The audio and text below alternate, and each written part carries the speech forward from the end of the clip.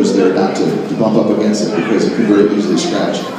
The reason why we use plexiglass instead of real glass, which would be more scratch resistant, is in the fact that if it were made of glass, there's a funny optical property in glass that when you have water on one side and air on the other side of the glass, it tends to magnify everything. So that's why when you're actually scuba diving underwater, things look bigger than they really are because your mask is made of glass.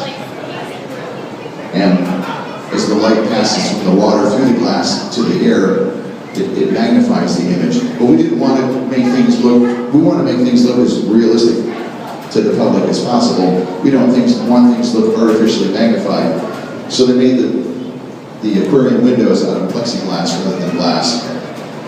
Plexiglass does not have this optical property of magnifying the images. So the fish that you see there are actually the real size. But again, because plexiglass is so much it's easier to scratch, you have to be careful not to rub up against it or lean against it, or even if you're just wearing a ring and you tap it with your hands, you can scratch it.